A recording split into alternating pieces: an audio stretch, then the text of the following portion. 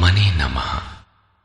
यथार्थ गीता श्रीमद् भगवद गीता अथ षोडशो अध्यायः। योगेश्वर भगवान श्री कृष्ण के प्रश्न प्रस्तुत करने की अपनी विशिष्ट शैली है। पहले वे प्रकरण की विशेषताओं का उल्लेख करते हैं जिससे पुरुष उसकी ओर आकर्षित हों। तत्पश्चात वे उस प्रकरण को स्पष्ट करते हैं। उदाहरण के लिए कर्म को लें। उन्होंने दूसरे अध्याय में ही प्रेरणा दी कि अर्जुन कर्म कर। तीसरे अध्याय में उन्होंने इंगित किया कि निर्धारित कर्म कर। निर्धारित कर्म है क्या? तो बताया यज्ञ की प्रक्रिया ही कर्म है।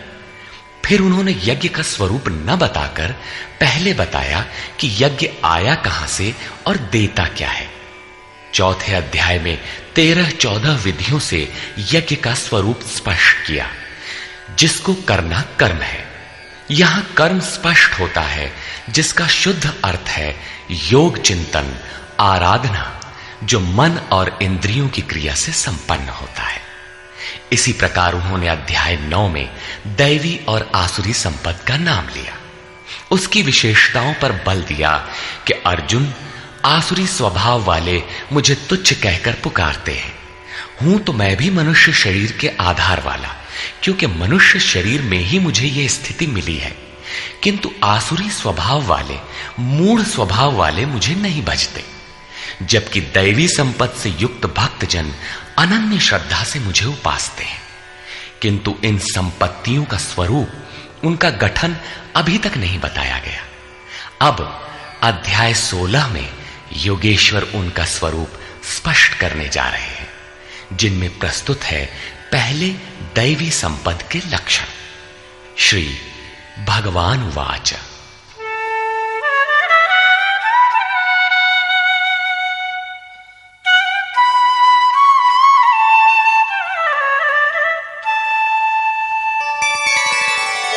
अभयं सत्व संशुद्धि ज्ञानयोग व्यवस्थितिः दानं दमश्च यज्ञश्च स्वाध्यायस्तप आर्जवम्।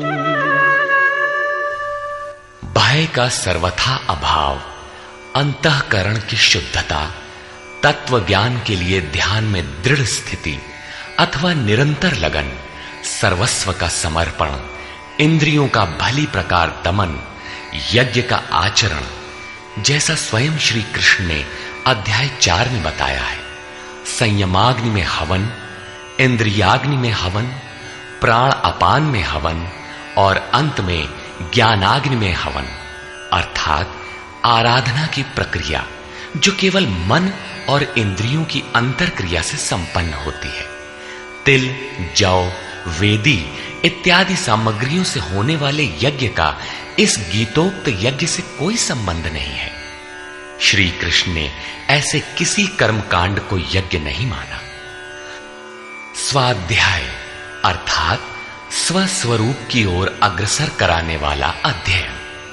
तप अर्थात मन सहित इंद्रियों को इष्ट के अनुरूप ढालना, तथा आर्जवम शरीर और इंद्रियों सहित अंतःकरण की सरलता। अहिंसा सत्यम क्रोधस् त्यागः शान्तिरपैशुनम् दया भूतेष्वलोलुप्त्वम् मार्दवम् ह्रीरचापलम्। अहिंसा अर्थात आत्मा का उद्धार, आत्मा को अधोगति में पहुंचाना ही हिंसा है। श्री कृष्ण कहते हैं, यदि मैं सावधान होकर कर्म में न बरतूं तो इन संपूर्ण प्रजा का हनन करने वाला और वर्ण संकर का कर्ता हूं। आत्मा का शुद्ध वर्ण है परमात्मा। उसका प्रकृति में भटकना वर्ण संकर है, आत्मा की हिंसा है, और आत्मा का उद्धार ही अहिंसा है। सत्य, सत्य का अर्थ यथार्थ और प्रिय भाषण नहीं है। आप कहते हैं ये वस्त्र हमारा है, तो क्या आप सच बोलते हैं? इससे बड़ा झूठ और क्या होगा? जब शरीर आपका नहीं है, नश्वर है, तो इसे ढांकने का वस्त्र कब आपका है?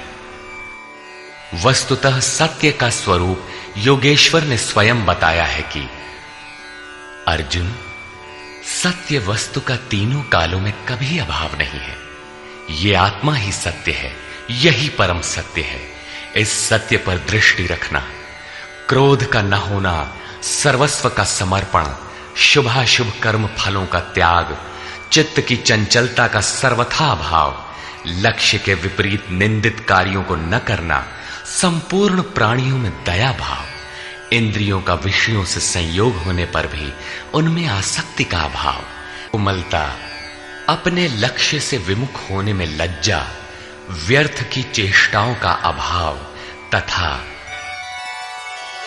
तेजः क्षमा धृतिः शौचम् अद्रोहो नातिमानिता भवन्ति सम्पदं दैवीम् अभिजातस्य भारत। तेज जो एकमात्र ईश्वर में है, उसके तेज से जो कार्य करता है, महात्मा बुद्ध की दृष्टि पड़ते ही अंगुलीमाल के विचार बदल गए। ये उस तेज का ही परिणाम था जिससे कल्याण का सृजन होता है, जो बुद्ध में था। क्षमा, धैर्य, शुद्धि, किसी में शत्रु भाव का न होना, अपने में पूज्यता के भाव का सर्वथा अभाव, ये सब तो हे अर्जुन दैवी संपत्ति को प्राप्त पुरुष के लक्षण हैं। इस प्रकार कुल 26 लक्षण बताए, जो सब के सब तो साधना में परिपक्व अवस्था वाले पुरुष में संभव है और आंशिक रूप में आप में भी निश्चित है, तथा आसुरी संपत्ति से आप्लावित मनुष्यों में भी ये गुण है, किंतु प्रसुप्त रहते हैं, तभी तो घोर पापी को भी कल्याण का अधिकार है। अब आसुरी संपद के प्रमुख लक्षण बताते हैं।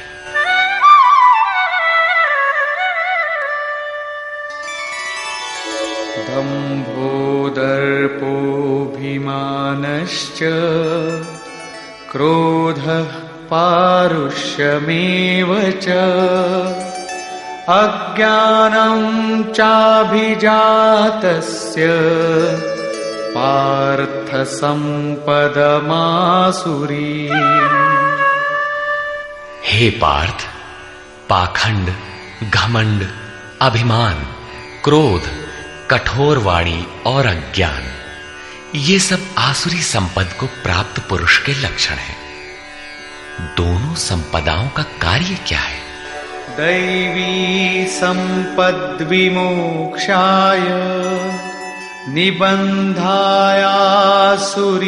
मता मा शुचः संपदं दैवी अभिजातोऽसि पांडव। इन दोनों प्रकार की संपदाओं में से दैवी संपत्ति तो विमोक्षाय, विशेष मोक्ष के लिए है, और आसुरी संपदा बंधन के लिए मानी गई है। हे अर्जुन, तू शोक मत कर, क्योंकि दैवी संपदा को प्राप्त हुआ है, विशेष मुक्ति को प्राप्त होगा, अर्थात मुझे प्राप्त होगा।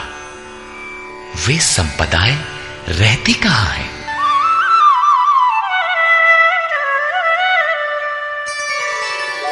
द्वौ भूतसर्गौ लोकेऽस्मिन् दैव आसुर एव च दैवो विस्तरशः प्रोक्त आसुरं पार्थ मे शृणु।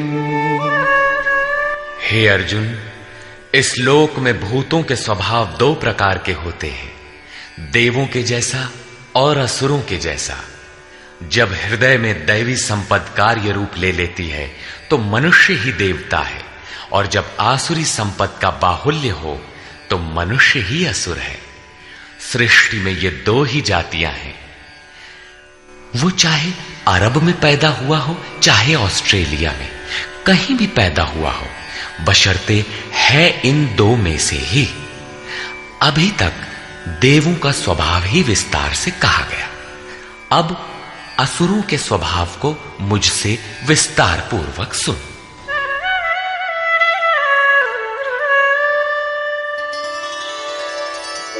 प्रवृत्तिञ्च निवृत्तिञ्च जना न विदुरासुराः न शौचं नापि चाचारो न सत्यं तेषु विद्यते। हे अर्जुन, असुर लोग कार्यम कर्म में प्रवृत्त होने और अकर्तव्य कार्य से निवृत्त होना भी नहीं जानते, इसलिए उनमें न शुद्धि रहती है, न आचरण और न सत्य ही रहता है। उन पुरुषों के विचार कैसे होते हैं? असत्यम प्रतिष्ठं ते जगदाहुरनीश्वरम् अपरस्पर संभूतम् किमन्यत् काम हेतुकम्। वे आसुरी प्रकृति वाले मनुष्य कहते हैं कि जगत आश्रय रहित है, सर्वथा झूठा है और बिना ईश्वर के अपने आप स्त्री पुरुष के संयोग से उत्पन्न हुआ है, इसलिए केवल भोगों को भोगने के लिए है, इसके सिवाय और क्या है?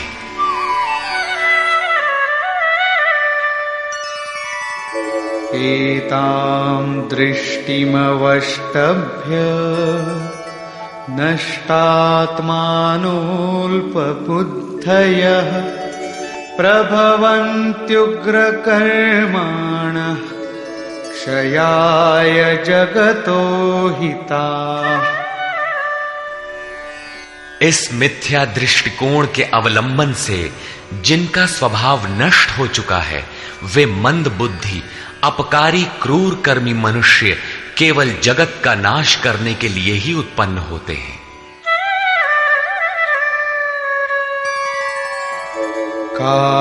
काममाश्रित्य दुष्पूरम् दम्भमानमदान्विताः मोहाद् गृहीत्वात् सद्ग्राहान् प्रवर्तन्ते शुचिव्रताः।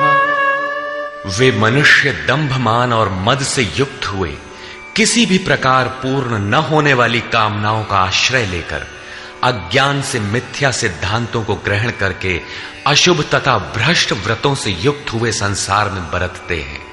वे व्रत भी करते हैं किंतु भ्रष्ट हैं।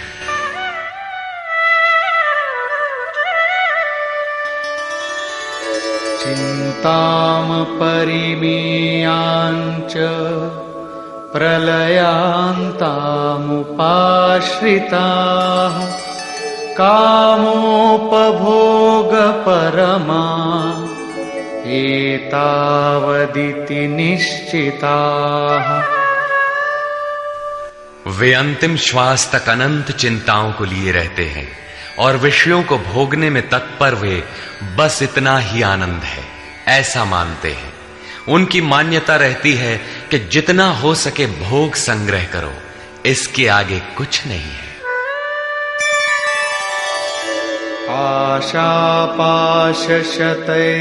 आशापाशशतैर्बद्धाः कामक्रोधपरायणाः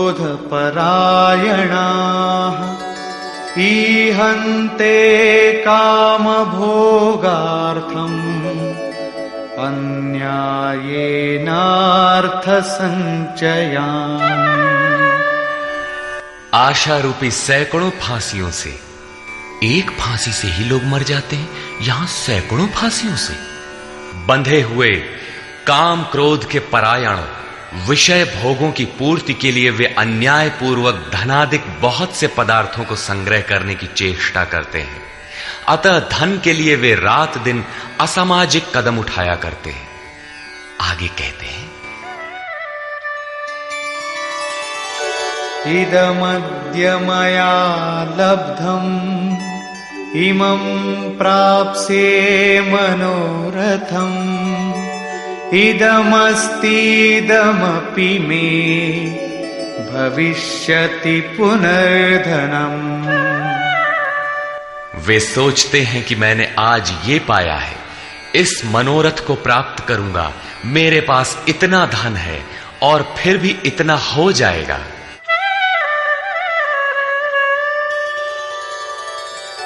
असौ मया हतः शत्रुः हनिष्ये चापरानपि ईश्वरोऽहमहं भोगी सिद्धोऽहं बलवान सुखी। वो शत्रु मेरे द्वारा मारा गया और दूसरे शत्रुओं को भी मैं मारूंगा। मैं ही ईश्वर और ऐश्वर्य का भोगने वाला हूं। मैं ही सिद्धियों से युक्त बलवान और सुखी हूं। आढ्योऽभिजनवानस्मि कोऽन्योऽस्ति सदृशो मया यक्ष्ये दास्यामि मोदिष्य इत्यज्ञानविमोहिताः। मैं बड़ा धनी और बड़े कुटुंब वाला हूं। मेरे समान दूसरा कौन है? मैं यज्ञ करूंगा, मैं दान दूंगा, मुझे हर्ष होगा। इस प्रकार के अज्ञान से वे विशेष मोहित रहते हैं। क्या यज्ञ दान भी अज्ञान है? इस पर श्लोक 17 में स्पष्ट किया है। इतने पर भी वे नहीं रुकते, बल्कि अनेक भ्रांतियों के शिकार रहते हैं। इस पर कहते हैं,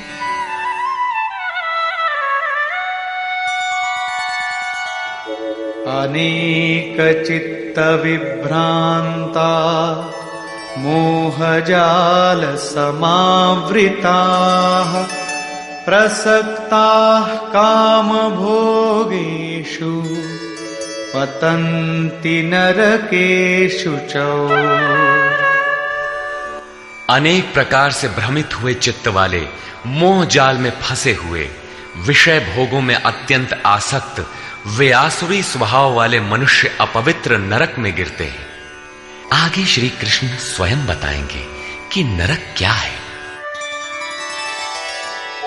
आत्मसंभाविता स्तब्धा धनमानमदान्विता यजन्ते नाम यज्ञैस्ते दम्भेना विधिपूर्वकम्। अपने आप को ही श्रेष्ठ मानने वाले, धन और मान के मद से युक्त होकर वे घमंडी मनुष्य शास्त्र विधि से रहित केवल नाम मात्र के यज्ञों द्वारा पाखंड से यजन करते हैं। क्या वही यज्ञ करते हैं जैसा श्री कृष्ण ने बताया है? नहीं, उस विधि को छोड़कर करते हैं, क्योंकि विधि योगेश्वर ने स्वयं बताया है। अध्याय 4/24, 33 तथा अध्याय 6/10 से 17 तक।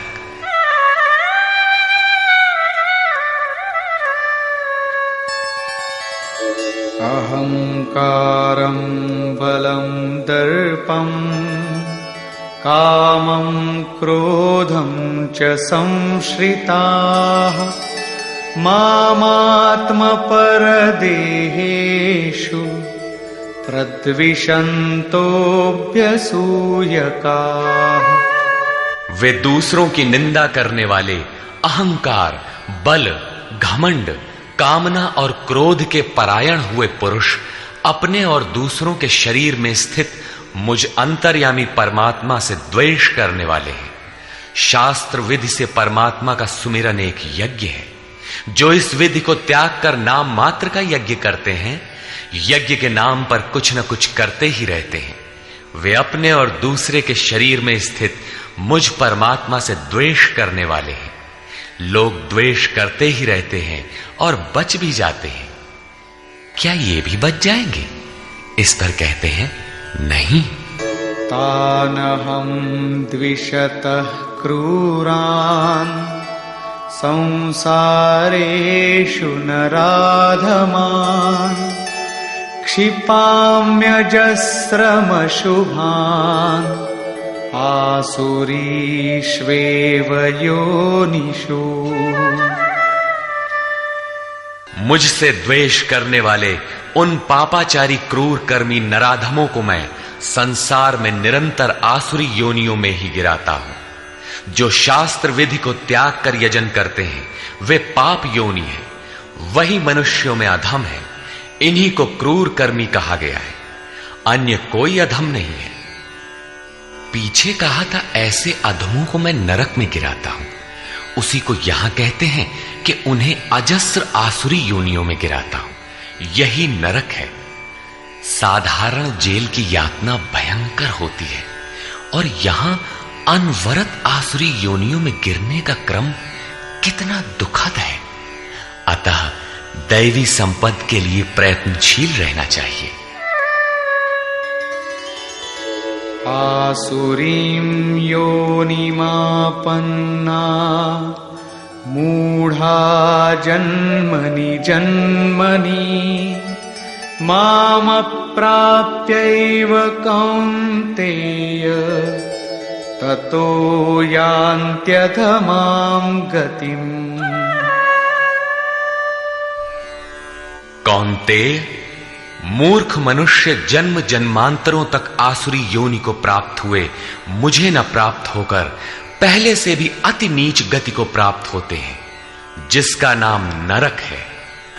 अब देखें नरक का उद्गम क्या है। त्रिविधं नरकस्येदं द्वारं नाशनमात्मनः कामः क्रोधस्तथा लोभस्तस्मादेतत्त्रयं त्यजेत्। काम, क्रोध और लोभ ये 3 प्रकार के नरक के मूल द्वार हैं। ये आत्मा का नाश करने वाले, उसे अधोगति में ले जाने वाले हैं। अतः इन तीनों को त्याग देना चाहिए। इन्हीं तीनों पर आसुरी संपत्ति टिकी हुई है। इन्हें त्यागने से लाभ।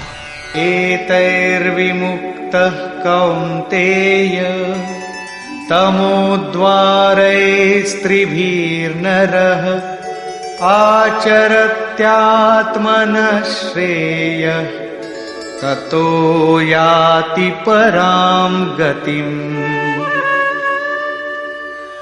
कौन्तेय, नरक के इन तीनों द्वारों से मुक्त हुआ पुरुष अपने परम कल्याण के लिए आचरण कर पाता है, जिससे वो परम गति अर्थात मेरे को प्राप्त होता है। इन तीनों विकारों को त्यागने पर ही मनुष्य नियत कर्म करता है, जिसका परिणाम परम श्रेय है।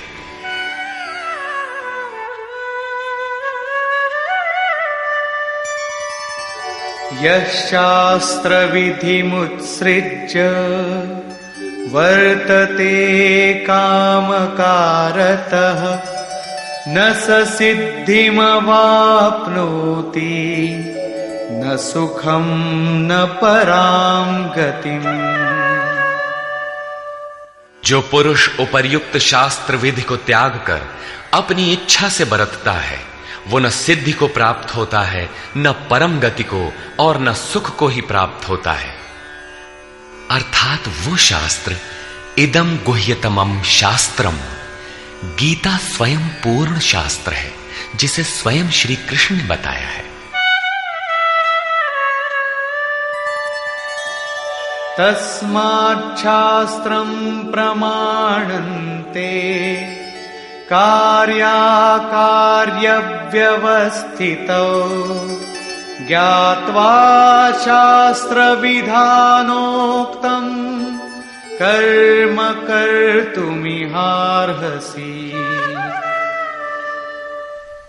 इसलिए अर्जुन, तेरे लिए इस कर्तव्य और अकर्तव्य की व्यवस्था में कि मैं क्या करूं क्या न करूं, इसकी व्यवस्था में शास्त्र ही एक प्रमाण है। ऐसा जानकर शास्त्र विधि से नियत किए हुए कर्म को ही तुझे करना योग्य है। अध्याय 3 में भी योगेश्वर श्री कृष्ण ने नियतम कुरु कर्मत्वम, नियत कर्म पर बल दिया और बताया कि यज्ञ की प्रक्रिया ही वो नियत कर्म है और वो यज्ञ आराधना की विधि विशेष का चित्रण है जो मन का सर्वथा निरोध करके शाश्वत ब्रह्म में प्रवेश दिलाता है। यहां उन्होंने बताया कि काम, क्रोध और लोभ नरक के 3 प्रमुख द्वार हैं। इन तीनों को त्याग देने पर ही उस कर्म का अर्थात नियत कर्म का आरंभ होता है, जिसे मैंने बार बार कहा, जो परम श्रेय, परम कल्याण दिलाने वाला आचरण है। बाहर सांसारिक कार्यों में जो जितना व्यस्त है उतना ही अधिक काम, क्रोध और लोभ उसके पास सजा सजाया मिलता है। कर्म कोई ऐसी वस्तु है कि काम, क्रोध और लोभ को त्याग देने पर ही उसमें प्रवेश मिलता है, कर्म आचरण में ढल पाता है। जो उस विधि को त्याग कर अपनी इच्छा से आचरण करता है उसके लिए सुख सिद्धि अथवा परम गति कुछ भी नहीं है। अब कर्तव्य और अकर्तव्य की व्यवस्था में शास्त्र ही एकमात्र प्रमाण है। अतः शास्त्र विधि के ही अनुसार तुझे कर्म करना उचित है और वो शास्त्र है गीता। निष्कर्ष, इस अध्याय के आरंभ में योगेश्वर श्री कृष्ण ने दैवी संपद का विस्तार से वर्णन किया, जिसमें ध्यान में स्थिति, सर्वस्व का समर्पण, अंतःकरण की शुद्धि, इंद्रियों का दमन, मन का शमन, स्वरूप को स्मरण दिलाने वाला अध्ययन, यज्ञ के लिए प्रयत्न, मन सहित इंद्रियों को तपाना, अक्रोध, चित्त का शांत प्रवाहित रहना इत्यादि 26 लक्षण बताए, जो सब के सब तो इष्ट के समीप पहुंचे हुए योग साधना में प्रवृत्त किसी साधक में संभव है, आंशिक रूप से सब में है। तदनंतर उन्होंने आसुरी संपद में प्रधान 4-6 विकारों का नाम लिया, जैसे अभिमान, दंभ, कठोरता, अज्ञान इत्यादि, और अंत में निर्णय दिया कि अर्जुन, दैवी संपत्तो विमोक्षाय, पूर्ण निवृत्ति के लिए है, परम पद की प्राप्ति के लिए है, और आसुरी संपद बंधन और अधोगति के लिए है। अर्जुन, तू शोक न कर, क्योंकि तू दैवी संपत्ति को प्राप्त हुआ है। ये संपदाएं होती कहां हैं? उन्होंने बताया कि इस लोक में मनुष्यों के स्वभाव 2 प्रकार के होते हैं, देवताओं जैसा और असुरों जैसा। जब दैवी संपत्ति का बाहुल्य होता है तो मनुष्य देवताओं जैसा होता है, और जब आसुरी संपत्ति का बाहुल्य होता है तो मनुष्य असुरों जैसा है।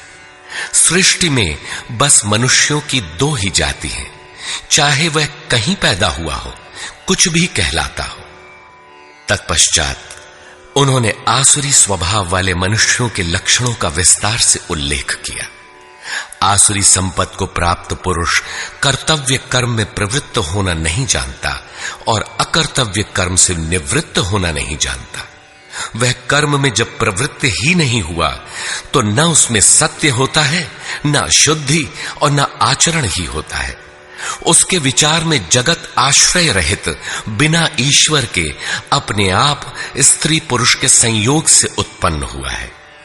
अतः केवल भोग भोगने के लिए है, इससे आगे क्या है? यह विचार कृष्ण काल में भी था, सदैव रहा है। केवल चार्वाक ने कहा हो ऐसी बात नहीं है। जब तक जनमानस में दैवी आसुरी संपद का उतार चढ़ाव है तब तक रहेगा। श्री कृष्ण कहते हैं, वे मंद बुद्धि वाले पुरुष सबका अहित अर्थात कल्याण का नाश करने के लिए ही जगत में पैदा होते हैं। वे कहते हैं, मेरे द्वारा यह शत्रु मारा गया, उसे मारूंगा। इस प्रकार अर्जुन, काम क्रोध के आश्रित वे पुरुष शत्रुओं को नहीं मारते, बल्कि अपने और दूसरों के शरीर में स्थित मुझ परमात्मा से द्वेष करने वाले हैं। तो क्या अर्जुन ने प्रण करके जयद्रथादि को मारा? यदि मारता है तो आसुरी संपद वाला है, उन परमात्मा से द्वेष करने वाला है।